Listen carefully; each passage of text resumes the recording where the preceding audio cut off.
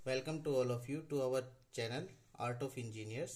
आज हम बात करेंगे जो हमारे एयरटेल के एक्सट्रीम फाइबर है या फाइबर के जो ब्रॉडबैंड है उनके साथ हमारा जो मॉडेम आता है वो फाइबर से कनेक्टेड होता है।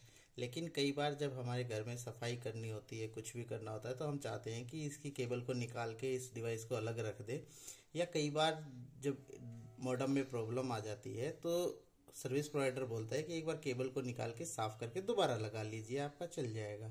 तो इसके लिए आपको निकालने के लिए सिंपल कुछ नहीं करना। आप अगर यहाँ से केबल को पकड़ के खींचेंगे तो इसके टूटने का डर है।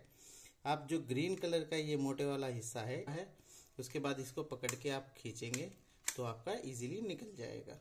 अगर इसको लगाना है तो आप ध्यान से देखिए, यहाँ पे आपका एक कट है। इस कट के अंदर आपके ये जो ऑप्टिकल फाइबर का एलसी कनेक्टर बोलते हैं इसको, ये है। इसके अंदर ही आपका ये जाएगा तो आपका सेट हो जाएगा।